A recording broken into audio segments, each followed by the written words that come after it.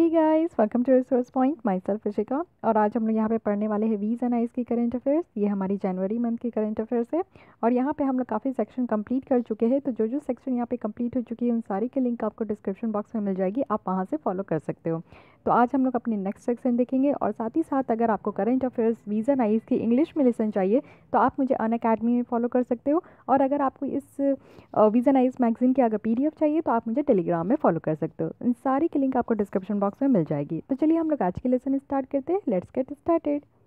तो आज हम लोग देखेंगे कल्चर सेक्शन। ओके, तो कल्चर सेक्शन काफ़ी इंपॉर्टेंट होती है और इससे आपको प्रीलिम्स में क्वेश्चंस देखने को मिलेगी। साथ ही जो आपकी कोई भी गवर्नमेंट एग्जाम्स होती है जहाँ पे जीके पूछा जाता है तो कल्चर से रिलेटेड काफ़ी क्वेश्चंस आते हैं। तो वो आपको यहाँ पे आर्ट एंड कल्चर की भी जो भी करंट अफेयर से रिलेटेड क्वेश्चंस होती है वो सारी यहाँ पे कंप्लीट होती है। ओके, तो इस सेक्शंस को ज़्यादा लाइटली मत लीजिए, ये काफ़ी आपको फेच करेगी मार्क्स लेने में। तो हम लोग स्टार्ट करते हैं अपनी फर्स्ट टॉपिक से, जो कि है संस्कृति कुंभ। तो ये न्यूज़ में क्यों थी वो देखते हैं। मिनिस्ट्री ऑफ कल्चर ने ऑर्गेनाइज किया है संस्कृति कुंभ, जो कि आपका 29 डेज़ का कल्चरल था। और ये कुंभ मेला में हो रहा था और ये प्रयागराज जो कि यूपी में है। ओके, यहाँ हो रहा था। आई होप कि आप लोग भी न्यूज़ में देख रहे होंगे, काफ़ी लोग तो यहाँ पे गए भी होंगे स्नान करने के लिए। तो काफ़ी अच्छा होता है यहाँ पे, इसको बहुत ही पवित्र माना जाता है। तो और न्यूज़ में था, क्यों था ये देखते हैं। ये आपका कंडक्ट किया गया था शोकेस के लिए, जो कि हम लोग को दिखाना होता है कि हमारी कल्चरल जो हेरिटेज है ना इंडिया की, वो काफ़ी रिच है और सब में से काफ़ी रिच है। और यहाँ पे काफ़ी वेराइड डायमेंशंस भी आपको देखने को मिलेगा। कैसी कैसी डायमेंशंस होती है कि यहाँ पे आर्ट फॉक्स भी परफॉर्म किए जाते हैं, ट्राइबल और क्लासिकल आर्ट फॉर्म्स भी होते हैं, हैंडीक्राफ्ट भी देखने को मिलेगा, क्विजन्स, डिफरेंट डिफरेंट क्विजन्स देखने को मिलेगी। और साथ ही साथ एग्जीबिशंस भी होते हैं, जो सब कुछ एक ही जगह होता है। तो बहुत बड़े पैमाने पर ये हमारी जो है एकदम से पवित्र कल्चर आप कह सकते हो, जिसको कि शोकेस की जैसा किया जाता है, इसको दिखाया जाता है। पूरे वर्ल्ड में ये फेमस है, पूरे वर्ल्ड में दिखाया जाता है, क्योंकि कुंभ मेला हमारे इंडिया का सबसे बड़ा है। ओके, और ये काफ़ी इंपॉर्टेंट है। अब कुछ कुंभ के बारे में देखते हैं। कुंभ मेला जो होती है ना, वो सबसे पुरानी और सबसे बड़ी है, यानी लार्जेस्ट है। जैसे कि हम लोग मजाक में भी कहते हैं ना कि कुंभ मेले में खो गया होगा, क्योंकि एक्चुअली ये इतनी बड़ी है जिसमें कि खोने का भी बहुत बहुत बच्चे खोते भी है। ओके, हालांकि वो सब न्यूज़ में नहीं आती है, नहीं तो नेगेटिव साइड्स दिख जाती है ना, तो इसलिए वो सब न्यूज़ में उतना नहीं आती है। लेकिन हाँ, ये सबसे बड़ी है और यहाँ पे इसको अटेंड किया जाता है मिलियंस ऑफ पीपल। अभी भी आप देख रहे होंगे कि कितने मिलियंस ऑफ पीपल्स जो है यहाँ पे स्नान करने के लिए आए थे। और ये सारे कास्ट के होते हैं, इसमें कोई भी बैरियर नहीं है कि इस कास्ट के लोग नहीं आ सकते, इस क्रीड के लोग नहीं, इस सेक्स के लोग नहीं आ सकते। यहाँ पे सबको परमिशन है। और कुंभ मेले की अगर आप सिग्निफिकेंस देखना चाहोगे तो ये जो ग्लोबल लेवल पे इसकी जो वैल्यू है ना, वो बहुत ज़्यादा है। और ये यूनेस्को के द्वारा भी इनको वैल्यू दी जाती है। और कुंभ मेला को जो है ना, वो इनटेंजिबल कल्चरल हेरिटेज में इंक्लूड भी किया गया है, जो कि 2017 की थी। तो कुंभ मेला जो है यहाँ पे चार टाइम्स होती है और यहाँ पे 12 साल में होती है। ओके, और ये रोटेशन देखा जाता है 4 हिंदू पिलग्रिमेज में और 4 जो सैक्रेड रिवर्स है, यानी 4 जो हमारी सबसे पवित्र रिवर है ना, उस पे होती है। एक आपको बैंक ऑफ गंगा में देखने को मिलेगा, गंगा के किनारे जो हमारी कुंभ मेला होती है वो हरिद्वार में होती है। उसके बाद जहाँ पे गंगा, यमुना और सरस्वती मिलती है वो आपका हो गया इलाहाबाद। अब इलाहाबाद का नाम चेंज करके तो प्रयागराज रख दिया गया, इसलिए प्लीज़ कंफ्यूज मत होइएगा। तो इस बार जो हमारा कुंभ मेला हुआ है ये प्रयागराज में हुआ है। और ये कौन कौन से हमारे सैक्रेड रिवर के कन्फ्लुएंस में है, तो ये भी आपको याद रखना है, गंगा, यमुना और सरस्वती। फिर होती है नासिक में, जो कि गोदावरी रिवर के बगल में है। फिर है उज्जैन में, जो कि शिप्रा नदी के किनारे होती है। ओके, तो ये 4 प्लेस है जो कि आपको याद रखना है, आपके टिप पे होनी चाहिए कि कहाँ कहाँ कुंभ मेला होती है। और ये 12 साल में जो है ना पूरी तरीके से कंप्लीट किया जाता है। तो कुंभ मेले जो है हिस्ट्री में ही इसको ट्रेस किया गया था, जिसमें कि 7th सेंचुरी में इसके बारे में लिखा गया था। और ये लिखा गया था, चाइनीज़ ट्रैवलर जब ह्यूआंग सांग आए थे इंडिया, तो उस समय किनका शासनकाल था, तो हर्षवर्धन का। हम लोग ऑलरेडी इसको कंप्लीट कर चुके हैं तमिलनाडु वाले हिस्ट्री सेक्शन में। तो ये आपका जो है ये हर्षवर्धन के टाइम में जब ह्यूआंग सांग चाइनीज़ ट्रैवलर आए थे, तो उस समय जो है कुंभ मेला के बारे में कुछ हिस्ट्री लिखी गई थी। ये जो फेस्टिवल है ना, ये काफ़ी लोगों के लिए फेमस होती है, काफ़ी लोगों को ये पॉपुलराइज करती है और ये 8th सेंचुरी से होते आ रही है। और इस ये जो कुंभ मेला किया जाता है, कुंभ मेला मनाया जाता है, तो ये किस सेंट के द्वारा होता है, ये है शंकराचार्य। ओके, और प्रयागराज में आप देखोगे तो कुंभ मेला जो है हर एक 6 साल में होती है और महाकुंभ जो है 12 साल में होती है। यानी आप पहले की बात करोगे तो इसको हम लोग अर्ध कुंभ और कुंभ कहते थे, यानी जो 6 साल में होती है वो अर्ध कुंभ हो गया और जो 12 साल में होती है उसको कुंभ कहते हैं। लेकिन इस साल जो है गवर्नमेंट ने इसको अर्ध कुंभ ही अनाउंस किया है और इसको हम लोग कुंभ कहते हैं और कुंभ एज ए महाकुंभ। ओके, यानी इस बार गवर्नमेंट ने क्या कहा है कि कुंभ जो हो गया वो तो हमारा कुंभ है, लेकिन जो हमारा अर्ध कुंभ को कुंभ कहा गया है और कुंभ को महाकुंभ कहा गया है। ओके, तो ये नाम भी थोड़ा सा चेंज हो गया है, इसको आपको याद रखना है। अब देखते हैं यूनेस्को की जो लिस्ट है ना इंटेंजिबल कल्चरल हेरिटेज की, तो उसमें क्या है। ये एक तरीके का लिस्ट है जो कि प्रिपेयर किया जाता है, जिसके थ्रू जितनी भी इंटेंजिबल हेरिटेज है ना उसको प्रमोट करने के लिए और यहाँ पे ग्रेटर अवेयरनेस को कंट्रीब्यूट किया जाता है, उनके इंपॉर्टेंस को बताया जाता है। और ये हमारा कन्वेंशन के बाद ही फॉर्म किया गया था, जिसके थ्रू जितनी भी इंटेंजिबल कल्चरल हेरिटेज है ना उसको सेफगार्ड करने की बात की जाती है। इंटर गवर्नमेंटल कमेटी जो है वो यहाँ पे गठित होती है, जो कि सेफगार्ड देखती है जितनी भी इंटेंजिबल कल्चरल हेरिटेज है। ओके, और यहाँ पे जो है यूनेस्को इसमें से दो सेपरेट लिस्ट निकालती है, एक representative list of the intangible cultural heritage of humanity और एक list of intangible cultural heritage in need of urgent safeguard. यानी ये जो होती है ना रिप्रेजेंटेटिव लिस्ट जितनी भी इंटेंजिबल कल्चरल हेरिटेज की है ह्यूमैनिटी के लिए, तो इसमें आपका जो भी इंटेंजिबल हेरिटेज एलिमेंट होती है ना वो आपका डाइवर्सिटी यानी कल्चर के डाइवर्सिटी से निकल कर आता है। लेकिन जो भी आपका अर्जेंट सेफगार्ड के तर्ज पर जो इंटेंजिबल कल्चरल हेरिटेज है वो सारी जो है आपका बना हुआ किस चीज़ से है, अर्जेंट मेजर के लिए। यानी यहाँ पे अर्जेंट मेजर की अगर ज़रूरत हो सेफगार्ड प्रोवाइड करने के लिए या फिर अच्छा चीज़ें प्रोवाइड करने के लिए, तो इन सब के लिए जो है ये आपकी ये लिस्ट यूज़ होती है। ओके, तो यहाँ पे बेसिकली आप देखोगे कि दो तरीके का कल्चरल हेरिटेज होता है, एक होता है टेंजिबल और एक होती है इनटेंजिबल। तो टेंजिबल वो कल्चरल हेरिटेज होती है जिसको हम लोग टच कर सकते हैं, जिसको हम लोग फील कर सकते हैं। ओके, जैसे ताजमहल हो गई, ये हमारी टेंजिबल कल्चरल हेरिटेज है। लेकिन इनटेंजिबल कहने का मतलब है कि जिसे हम टच नहीं कर सकते, जिसे हम फील नहीं कर सकते। कुंभ मेला को तो हम लोग देख सकते हैं ना, इंजॉय कर सकते हैं, लेकिन कुंभ मेला ऐसा तो कुछ नहीं कि जहाँ पे आप टच करके बता सकते हो कि हाँ ये पोर्शन ही कुंभ मेला है। ओके, ऐसा नहीं है। तो इनटेंजिबल हेरिटेज इसको कहते हैं। ओके, मेक श्योर कि आपको इन दोनों के बीच में जो डिफरेंसेस है वो पता होना चाहिए। ICH की जो लिस्ट है ना इंडिया में, वो देखते हैं कि किस कौन कौन सी यहाँ पे इंक्लूड है। ओके, तो फर्स्ट है यहाँ पे कोडियट्टम जो कि संस्कृत थिएटर है और ये केरल में है। मोडियट्टू जो कि आपका रिचुअल थिएटर है और केरल की है। ट्रेडिशनल जो कि वैदिक चैंटिंग की है, तो इसमें रामलीला होती है, रमन होती है, कालबेली होती है। छाऊ डांस आप देखोगे तो 3 डिस्ट्रिक्ट स्टाइल है यहाँ पे, सेराईकेला की, पुरुलिया की और मयूरभंज की। बुद्धिस्ट चैंटिंग अगर आप देखोगे तो लद्दाख की है। संकीर्तन देखोगे तो ये रिचुअल सिंगिंग है। साथ ही साथ ट्रेडिशनल्स अगर आप देखना चाहते हो ब्रास और कॉपर क्राफ्ट, तो यहाँ पे यूटेंसिल बनाया जाता है। योगा है, नौरोज है और कुंभ मेला है जो कि लेटेस्ट एडिशन हुई थी 2017 में। ICH मीन्स जो इंटेंजिबल कल्चरल हेरिटेज है ना, तो वो लिस्ट में कौन कौन सी इंडिया से इंक्लूड है ये आपको पता होना चाहिए। अब नेक्स्ट टॉपिक देखते हैं 8.2 भारत रत्न। तो ये न्यूज़ में क्यों थी, क्योंकि इस साल प्रणब मुखर्जी, नानाजी देशमुख और साथ ही साथ भूपेन हजारी को अवार्ड किया गया है भारत रत्न से। अब कुछ विनर्स के बारे में समझते हैं। प्रणब मुखर्जी ये जो है ये एक इंडियन पॉलिटिशियन है जिन्होंने 13 प्रेसिडेंट के रूप में इन्होंने काम किया था, वो भी 2012 से लेकर 2017 तक। ओके, नानाजी देशमुख के बारे में बात करें तो ये भी पॉलिटिशियन थे, सोशल एक्टिविस्ट थे इंडिया के से, और ये वर्क करते थे एजुकेशन के फील्ड में, हेल्थ के फील्ड में और रूरल सेल्फ रिलायंस के फील्ड में। इन्होंने इस्टेब्लिश किया था चित्रकूट ग्रामोद्य विश्वविद्यालय जो कि चित्रकूट में थी, और ये इंडिया की फर्स्ट रूरल यूनिवर्सिटी थी और ये इनके फर्स्ट चांसलर थे। इन्होंने इस्टेब्लिश किया था इंडिया की फर्स्ट सरस्वती सिद्धू मंदिर जो कि गोरखपुर में है, और ये एक्टिवली पार्टिसिपेट करते थे भूदान मूवमेंट में जो कि विनोबा भावे के द्वारा स्टार्ट किया गया था। और इन्होंने जयप्रकाश नारायण को भी ज्वाइन किया था जब वो कह रहे थे टोटल रिवोल्यूशन के बारे में। भूपेन हजारी जी के बारे में देखें तो ये एक इंडियन सिंगर है, पोइट थे, म्यूजिशियंस थे, फिल्म मेकर थे और वो भी आसाम के रहने वाले थे। इनको पॉपुलरली किस नाम से जाना जाता था, तो बार्ड ऑफ ब्रह्मपुत्र के नाम से जाना जाता था। ये जो थे इनको संगीत नाटक अकादमी अवार्ड भी मिला था जो 1987 में, और साथ ही साथ एक प्रीस्टिजियस जिसको दादा साहेब फाल्के अवार्ड भी कहते हैं, और ये 1992 में मिली थी।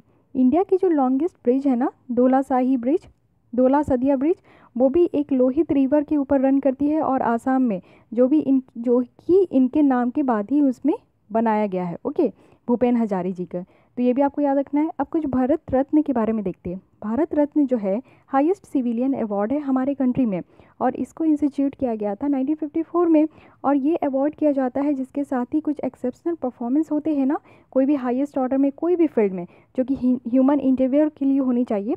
तो अगर किसी ने इस फील्ड में हायर ऑर्डर काम किया है और एक एक्सेप्शनल सर्विस वहाँ पे परफॉर्म की है तो उनको रिकॉग्नाइज़ किया जाता है। कोई भी पर्सन इनको डिस्टिंग्विश नहीं किया जाता है किस बेसिस पे, रेस, ऑक्यूपेशन, पोजीशन, सेक्स के बेसिस पे जो है ना यहाँ पे डिस्टिंक्शन नहीं की जाती है। जो रिकमेंडेशन है भारत रत्न का वो प्राइम मिनिस्टर के द्वारा बनाया गया था जो कि उस समय खुद ही प्रेसिडेंट थे। अगर यहाँ पे एनुअल अवार्ड के बारे में बोले तो यहाँ पे नंबर ऑफ़ एनुअल अवार्ड जो है वो रिस्ट्रिक्टेड है कि मिनिमम जो आपका मैक्सिमम है ना वो पर्टिकुलर ईयर में 3 ही होना चाहिए। और यहाँ पे मैंडेटरी नहीं है गवर्नमेंट के लिए कि वो अवार्ड जो है हर एक साल यहाँ पे अनाउंस करे।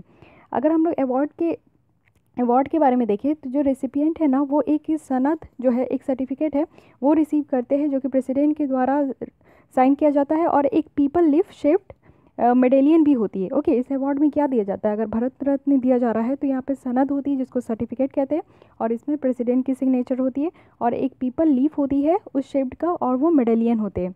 जो अवार्ड है ना वो आपको कोई भी मॉनेटरी ग्रांट कैरी नहीं करती है। इसमें कई बार पूछा जाता है, लेकिन कोई भी पैसे नहीं मिलते हैं भारत रत्न में।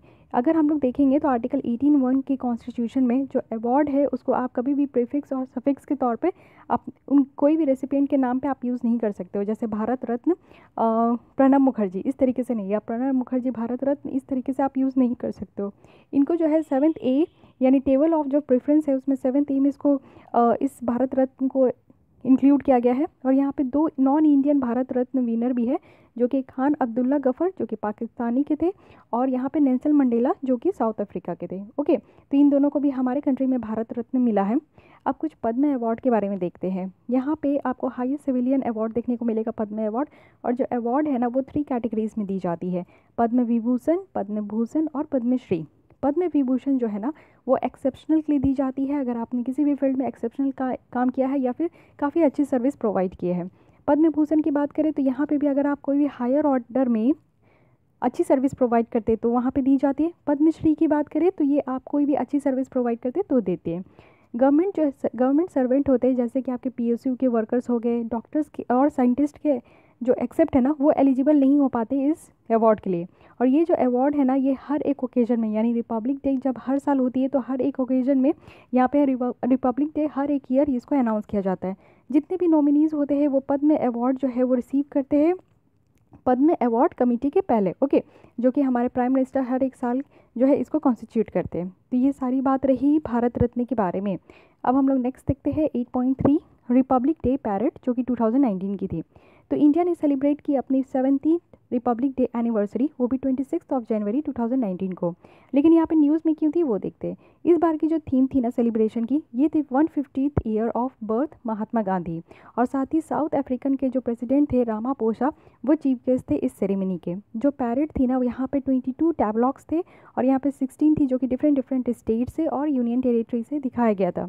6 मिनिस्ट्रीज जो थे और डिपार्टमेंट जो थी, कुछ अदर इंस्टीट्यूशंस जो थे, वो अपने लाइफ टाइम और आइडल्स जो कि महात्मा गांधी के ऊपर दिया गया था वो सारी चीज़ यहाँ पे प्रेजेंट की गई थी। अब बहुत सारी कल्चरल एक्टिविटीज़ भी थे वो देखते हैं। सकनाथ player for the first time, यानी यहाँ पे मार्शियल ट्यून भी देखा गया था जो कि इंडियन क्लासिकल म्यूज़िक के ऊपर थी। साथ ही साथ अगर इंडिपेंडेंस से देखें तो इंडियन डिफेंस फोर्स जो है वो प्ले कर रही थी मार्शियल ट्यून, जो कि ब्रिटिश के द्वारा यहाँ पे क्रिएट किया गया था। किसान गांधी देखें तो Indian council of agriculture research ने अवार्ड किया फर्स्ट प्राइज़, वो भी कौन से टैबलॉग्स को, किसान गांधी, जो कि इसकी थीम थी इंटीग्रेटिंग फार्मिंग। और ये पोर्ट्रेट किया गया था महात्मा गांधी की विजन्स, जो कि वो एग्रीकल्चर को इम्प्रूव करना चाहते थे और लोगों की जो रूरल कम्युनिटीज़ थी उनके लाइव स्टॉक को इम्प्रूव करना चाहते थे। तो ये चीज़ पोर्ट्रे की गई थी। टैबलॉग्स मतलब अगर आपने रिपब्लिक डे की जो पैरेड थी होती है वो अगर आप देखे होंगे तो हर स्टेट की ना अपनी खुद की एक रिकॉग्निशंस होती है, अपनी खुद की एक पहचान लेकर वो आते हैं, और वहाँ पे काफ़ी स्टैचूज़ बने होते हैं, डिज़ाइंस होते हैं, और उनकी खुद की ही एक टैबलॉग्स होती है। मीन्स मैं कैसे समझाऊँ कि वो हर एक स्टेट के ना लोग वहाँ पे गांधी जी के ऊपर जो है काफ़ी इस साल गांधी जी के ऊपर जो है वो अपने उनके स्टेट में क्या बहुत ज़्यादा फेमस था गांधी जी को लेके वो चीज़ प्रेजेंट कर रहे थे। ओके, जैसे एग्जीबिशन लगती है ना उस तरीके से। तो इनको जो है क्या नाम था, किसान गांधी, इनको फर्स्ट प्राइज़ दिया गया है। कराकट्टम फोक डांस की बात करें तो ये तमिलनाडु की है, और ये एंशियंट फोक डांस है तमिलनाडु की, जो कि परफॉर्म किया गया था। और ये परफॉर्म किया जाता है जब रेन गॉडेस को प्रेज़ करते हैं, जब वर्षा बहुत अच्छी होती है और रेन गॉडेस को जब प्रणाम करना होता है, उनको प्रेज़ करना होता है, तब इस तरीके की फोक डांस होती है।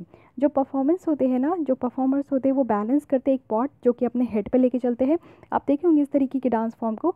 और ये जो डांस है ना इसको 2 टाइप से कैटेगराइज करते हैं। एक होता है अट्टा कराक्रम, जो कि डांस होता है डेकोरेटेड पॉट्स के साथ, उसको हेड पे रखते हैं, और खुशी की जो है वो सिग्निफिकेंस, खुशी की सिम्बॉलिसिस होती है, मीन्स सिम्बल्स जो है वो दिखता है कि वो जॉय है और खुश है। साथ ही साथ यहाँ पे दूसरी जो है वो शक्ति पराक्रम जो कि परफॉर्म किया जाता है सिर्फ और सिर्फ टेम्पल में, और वो भी रिचुअल ऑफरिंग के थ्रू। टलक्का फोक डांस जो है वो महाराष्ट्र का है और ये रिलेटेड है, यहाँ पे टलक्का वेजिटेबल्स जो है एक्सचेंज होती है जितनी भी लोकल ट्राइब ग्रुप है।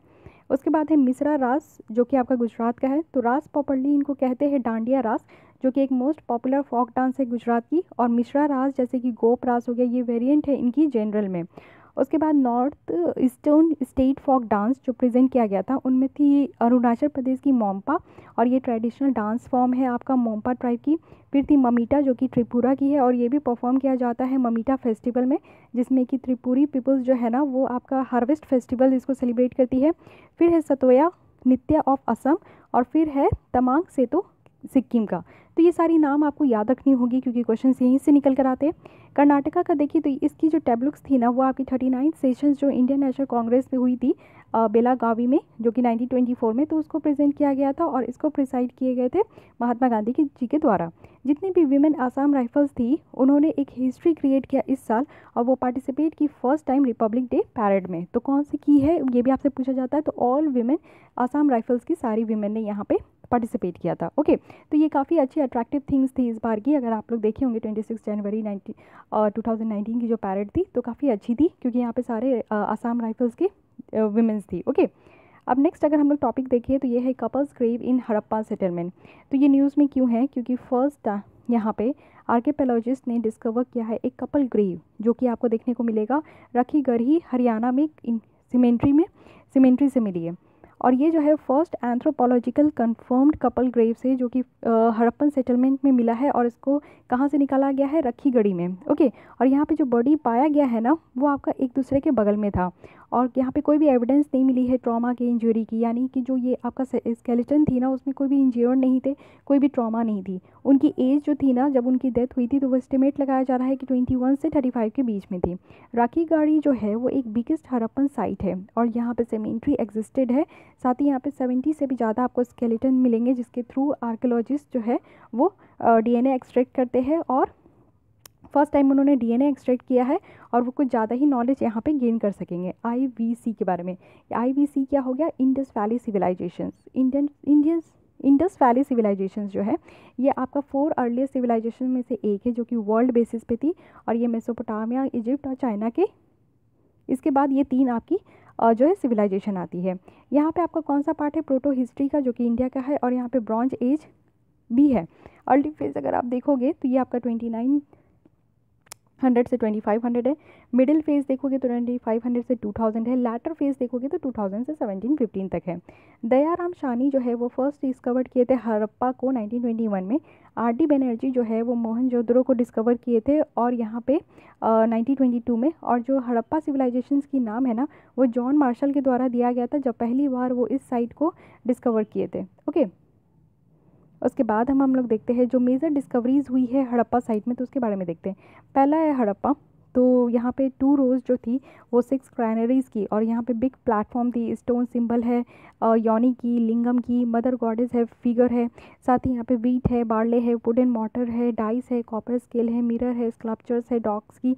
तो ये सारी चीज़ें पाई गई है। न्यू डांसिंग गर्ल है स्टोन की, और रेड सैंड स्टोन भी जो है मेल के टॉर्सो वो भी यहाँ पे पाए गए। मोहनजोदारो में अगर देखें तो ग्रेट बाथ हो गई, ग्रेट ग्रैनरी हो गई, और यहाँ पे जो क्रीमेशंस ब्यूरियल होते हैं वो भी, और साथ ही बियर्डेड प्रिस्ट की स्कल्पचर्स भी। धोलावीरा में अगर हम लोग देखेंगे तो क्या क्या पाया गया, जाइंट वाटर रिजर्वायर पाया गया, स्टेडियम है, डैम्स है, इम्पैंकमेंट है, साथ ही साथ यहाँ पे 10 जो है लार्ज साइट साइन है जैसे कि एडवर्टीजमेंट बोर्ड है। ओके, लोथल में आप देखोगे तो डॉकयार्ड है, डबल ब्यूरियल है, और बाद में फायर है, उसके बाद पेंटेड जार यहाँ पे पता चला, फिर मॉडर्न डे चेस है, फिर टेराकोटा फिगर्स भी जो हॉर्स की थी, शिप की थी वो भी पता चला। रोपर में आप देखोगे तो डॉग को जो है वो ह्यूमन के साथ जो है उनको बियर्ड किया जाता था, दफनाया जाता था, वो रोपर से पता चला है। बालाथल और कालीबंगन से जो है बैंगल फैक्ट्री पता चली, टॉय कार्ड्स है, साथ ही साथ यहाँ पे कैमल के बोन भी मिले हैं, डेकोरेटेड ब्रिकेट्स है, सिटाडेल है। ओके, उसके बाद बनावाली की बात करें तो यहाँ पे टॉय प्लाव हो गई जो हल होती है, बार्ले ग्रेन्स है, और यहाँ पे आपका ओवल शेप्ड सेटलमेंट थी। अलामगीरपुर की बात करें तो यहाँ पे क्लोथ का जो है ना वो इंप्रेशंस दिया गया था। तो ये सारी चीज़ें जो है हड़प्पा सिविलाइजेशंस के टाइम में, इंडस वैली सिविलाइजेशंस के टाइम पे ये सारी चीज़ें डिस्कवरी हुई है।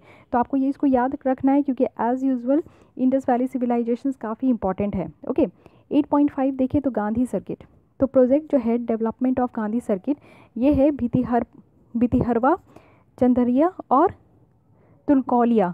इस सेंक्शन में जो है ना, इसको सेंक्शन किया गया है बिहार में। ओके, और ये प्रोजेक्ट क्या है, डेवलपमेंट ऑफ गांधी सर्किट। तो और कुछ देखते हैं, गवर्नमेंट ने यहाँ पे जो चंपारण सत्याग्रह की 100 ईयर्स हुई थी अप्रैल 2017 से और अप्रैल 2018 के बीच में, तो इसको सेलिब्रेट करने के लिए ये development of Gandhi circuit start किए थे। जो प्रोजेक्ट है वो सैंक्शन किया गया है रूरल सर्किट थीम के अंदर, जो कि स्वदेश दर्शन स्कीम की है, और ये सेंट्रल फिनेंशियल असिस्टेंस यहाँ पे प्रोवाइड करेगी। ये एक आपका प्रोजेक्ट है जो कि डेवलपमेंट के लिए आइडेंटिफाई किया जाता है, और यहाँ पे आपका स्पेशल पैकेज भी है जो कि बिहार के लिए अनाउंस किया गया था 2015 में। अब इस प्लेस की इंपॉर्टेंस क्या है ये देखते हैं। चंदरिया ये एक विलेज है बिहार में जो कि ईस्ट चंपारण डिस्ट्रिक्ट में है, और यहाँ पे एक स्पेशल पोजीशन दिया गया है चंपारण मूवमेंट को, क्योंकि गांधी जी जो है ना इस विलेज में ही रुके थे, और वो अपने वे जब जा रहे थे ना जसौली पत्ती में, तो वो प्रॉब्लम यहीं पे फेस किए थे फार्मर्स का। वो सुने थे कि फार्मर्स क्या क्या प्रॉब्लम फेस करते, तो उसको वहीं पे सुने थे। ओके, भितिहरा क्यों इंपॉर्टेंट है, भितिहरवा जो है ये आपका सेंटर है सोशल वर्क के लिए, जो कि गांधी जी के द्वारा सेलेक्ट किया गया था। और यहाँ पे जो है जब वो चंपारण गए थे 1917 में, तो गांधी आश्रम में जहाँ पे महात्मा गांधी ने रुका था, तो इंडियन फ्रीडम स्ट्रगल के टाइम पे, तो वहाँ पे वो जो है इसको चूज़ किए थे, ये सेंटर फॉर सोशल वर्क बनाए थे। तुर्कोलिया के बारे में देखें तो ये आपका बर्निंग सेंटर था इंडिगो एजिटेशंस का, यानी यहीं पे लोग जो है काफ़ी परेशान थे इंडिगो कल्टीवेटर्स के लिए। और तुर्कोलिया जो कंसर्न है ना, ये आपका चंपारण सत्याग्रह से ही निकल कर आया है। ओके, तो अब कुछ चंपारण सत्याग्रह के बारे में देखते हैं, क्योंकि 100 साल इसकी पूरी हो गई तो काफ़ी इंपॉर्टेंट है। ये 2017 में ही हो गई थी। तो ये गांधी जी की फर्स्ट सत्याग्रह है इंडिया में, और साथ ही साथ आप देखोगे तो इंडिया की फर्स्ट सिविल डिसओबीडियंस मूवमेंट भी है। अगर चंपारण में देखेंगे तो फार्मर को ये काफ़ी पाया जाता था कि उनको फोर्स किया जाता था इंडिगो कल्टीवेट करने के लिए, और वो भी 3/20 ऑफ देयर लैंड में, और यूरोपियन प्लांटर्स के द्वारा, और इसको 3 कटिया सिस्टम कहते थे, यानी 3/12।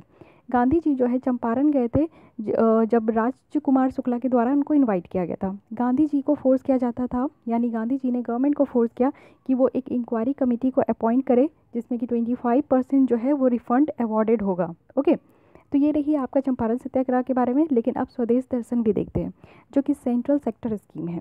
ओके, यानी यहाँ पे सेंटर जो है 100% फंड प्रोवाइड करेगी।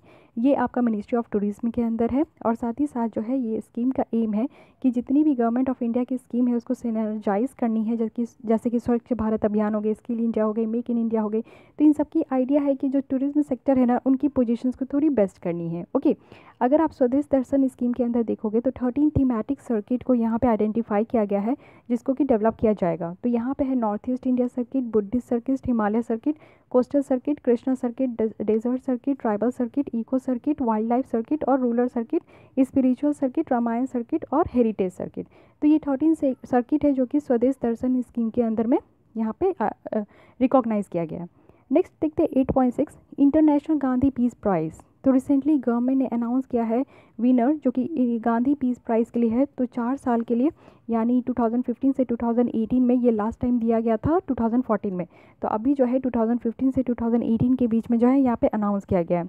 तो ये गांधी पीस प्राइज़ अवार्ड है क्या, ये एक तरीके का एनुअल अवार्ड है जो कि 1995 में इसको बनाया गया था, और ये 125 जो बर्थ एनिवर्सरी है ना महात्मा गांधी की, उसके उपलक्ष्य में यहाँ पे दिया जा रहा है। ये इंडिविजुअल को दिया जाता है या फिर इंस्टीट्यूशंस को जो कि सोशल या इकोनॉमिक पॉलिटिकल ट्रांसफॉर्मेशंस में कंट्रीब्यूट करते हैं, और वो नॉन वायलेंस और गांधीयन मेथड्स के थ्रू, तो उनको ये दी जाती है। ज्यूरी जो है इसमें इंक्लूड थे प्राइम मिनिस्टर ऑफ इंडिया जो कि चेयरमैन थे, chief justice of India, leader of opposition जो कि लोकसभा के थे, और 2 अदर एमिनेंट पर्सन्स जो थे इसके ज्यूरी थे। अगर यहाँ पे देखें तो पोस्टमस को अवार्ड किया गया है, नो पोस्टमस अवार्ड है जो कि नहीं दिया गया है किस केस में, एक्सेप्ट जब एक केस देखेंगे जहाँ पे डेथ हो जाता है, जब डेथ अकर्ड हो जाता है, और किससे, प्रपोजल्स जो सबमिशंस होती है ज्यूरी के थ्रू। ओके, जब ज्यूरी के थ्रू प्रपोजल सबमिट की जाती है तो उससे डेथ अगर हो जाता है उस केस में, तो उस केस को छोड़कर जो है ना पोस्टमस अवार्ड नहीं दिया जाता है। ओके, अगर देखें तो इसको कंसीडर किया जाता है कि ये प्रपोजल यानी मेरिट रिकॉग्निशंस होती है, और ज्यूरी जो है वो फ्री है कि वो इस अवार्ड को विथ होल्ड कर सके, यानी रोक कर रख सके। जो ओनली अचीवमेंट है ना वो 10 साल के अंदर होनी चाहिए, और यहाँ पे नॉमिनेशंस जो है इस अवार्ड के लिए कंसीडर होते हैं। तो लिस्ट ऑफ अवार्डीज़ अगर हम लोग यहाँ पे देखेंगे तो 2018 में कौन कौन है, ये हुई सासाकावा है जो कि एक गुडविल एम्बेसडर है वर्ल्ड हेल्थ ऑर्गेनाइजेशंस के और लेप्रोसी एलिमिनेशंस के लिए। 2017 में किसको दिया गया? एकल अभियान ट्रस्ट को, जो कि कंट्रीब्यूट किए थे एजुकेशन रूरल और ट्राइबल चिल्ड्रंस के लिए रिमोट एरिया में। 2016 जो है ये जॉइंटली गिवन किसको दिया गया था? आकाश पत्र फाउंडेशंस को, जो कि कंट्रीब्यूट किए थे मिड डे मील बच्चों को देने के लिए, और सुलभ इंटरनेशनल जो कि इम्प्रूव किए थे सैनिटेशंस की कंडीशंस को। 2015 में देखिएगा तो यहाँ पे विवेकानंदा केंद्र को मिला था, जो कि कन्याकुमारी से है, और इनकी कंट्रीब्यूशन थी रूरल डेवलपमेंट में, एजुकेशन में, और इन्होंने कुछ नेचुरल रिसोर्सेज के डेवलपमेंट पे भी वर्क किया था। ओके, तो ये सारी जो अवॉर्डीज़ है उनका नाम याद रखना है, एटलीस्ट इस ईयर और प्रीवियस ईयर की तो बिल्कुल याद रखनी है आपको। नेक्स्ट टॉपिक चलते हैं 8.7 मॉन्यूमेंट्स ऑफ नेशनल इंपॉर्टेंस। तो ये न्यूज़ में क्यों थी? क्योंकि आर्कियोलॉजिकल सर्वे ऑफ इंडिया ने डिक्लेयर किया है 6 मॉन्यूमेंट्स को as a monuments of national importance, और ये किया गया था 2018 में। ओके, तो यहाँ पे सेक्शन 4 जो कि एंशिएंट मॉन्यूमेंट और archaeological sites and remain act 1958 के तहत एंशिएंट मॉन्यूमेंट्स और आर्कियोलॉजिकल साइट्स जो कि हिस्टोरिकल है, आर्कियोलॉजिकल है, और साथ ही यहाँ पे आर्टिस्टिक इंटरेस्ट के साथ जो कि 100 ईयर्स से कम नहीं रही होगी, और तो इसको डिक्लेयर करेंगे नेशनल इंपॉर्टेंस, यानी उस मॉन्यूमेंट्स की एटलीस्ट 100 साल होनी चाहिए।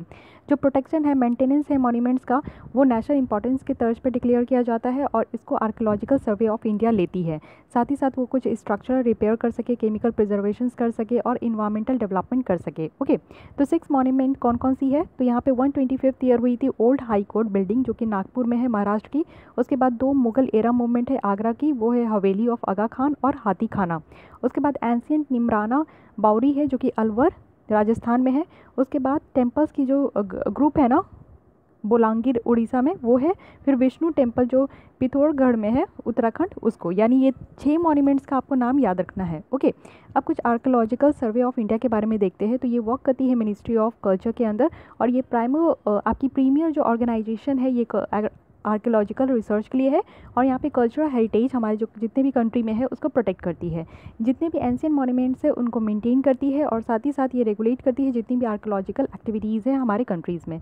और जो ancient monuments and archaeological sites and remain act 1958 है, उसके तहत भी ये रेगुलेट करती है एंटीक्विटीज़ और आर्ट ट्रीजर एक्ट, जो कि 1972 की है। ओके, अब नेक्स्ट टॉपिक में देखते हैं वर्ल्ड कैपिटल ऑफ आर्किटेक्चर, यानी यूनेस्को ने नेम किया है Brazilian city of Rio de Janeiro को as a world capital of architecture, और वो भी 2020 के लिए। तो ये फर्स्ट वर्ल्ड की कैपिटल ऑफ आर्किटेक्चर है, जो कि रियो डी जेनेरियो है, जिसको कि एक सीरीज़ ऑफ इवेंट में रखा गया है, और इसकी थीम है all the world just one world. Okay, और ये प्रमोट करती है इंटरनेशनली जो कि एग्रीड करती है 2030 की जो एजेंडा है ना सस्टेनेबल डेवलपमेंट की 11th गोल, उसको, यानी make cities and human settlement inclusive, safe, resilient और सस्टेनेबल। तो उसके अंडर में इसको जो है पूरी तरीके से प्रमोट किया जा रहा है। रियो जो है एक तरीके का मिक्स है आपका मॉडर्न और कॉलोनियल आर्किटेक्चर का, जिसमें कि वर्ल्ड रिनॉट साइट्स आपको देखने को मिलेंगे, स्टैचू ऑफ क्रिस्ट है, और साथ ही यहाँ पे कंटेम्प्रेरी जो कंस्ट्रक्शन था यानी म्यूजियम ऑफ टुमारो, ये भी है यहाँ पे। ओके, साथ ही साथ हम लोग देखेंगे कुछ world capital of architecture initiative के बारे में। ये एक जॉइंट इनिशिएटिव है जो कि यूनेस्को की थी, और साथ ही साथ यहाँ पे इंटरनेशनल यूनियन ऑफ आर्किटेक्ट के साथ इसको 2018 में लॉन्च किया गया था। वर्ल्ड कैपिटल ऑफ आर्किटेक्चर्स जो है ये आपका क्या हो गया? इंटरनेशनल फोरम, जिसमें कि डिबेट कर सकते हैं किसी भी प्रेसिंग ग्लोबल चैलेंजेस के लिए जो कि कल्चर और कल्चरल हेरिटेज के तौर पर हो। यूनेस्को होस्ट करते हैं यहाँ पे UIA की वर्ल्ड कांग्रेस, और ये जो है आपका 3 साल में ये इवेंट होती है। अब कुछ हम लोग देखते हैं इंटरनेशनल यूनियन ऑफ आर्किटेक्ट के बारे में। तो ये आपका नॉन गवर्नमेंटल ऑर्गेनाइजेशन है जो कि यूनेस्को के द्वारा रिकॉग्नाइज किया जाता है, और ये जो है लॉसानी यानी स्विट्ज़रलैंड में फाउंड किया गया था 1948 में, और ये जो है यूनाइट करती है जितनी भी वर्ल्ड की आर्किटेक्चर है, और यहाँ पे फेडरेशन जो कि नेशनल ऑर्गेनाइजेशन की है। ओके, तो ये तो पूरी बात रही कल्चर के बारे में। तो कल्चर सेक्शन भी हमारा कंप्लीट हो गया। अब हम लोग नेक्स्ट देखने वाले एथिक्स, और एथिक्स के बाद कुछ मिसलेनियस टॉपिक्स भी देखेंगे। ओके, यानी वो छोटे छोटे टॉपिक होते हैं जो कि न्यूज़ में होते हैं। तो guys, this is the end of this lesson. अगर आपको ये लेसन अच्छी लगी तो लाइक करना ना भूलें, अपने दोस्तों के साथ जरूर शेयर करें, मेरे चैनल को सब्सक्राइब कर लें, और अगर आपको कोई भी डाउट, क्वेरीज या सजेशन है तो मुझे कमेंट कर सकते हो। Thank you.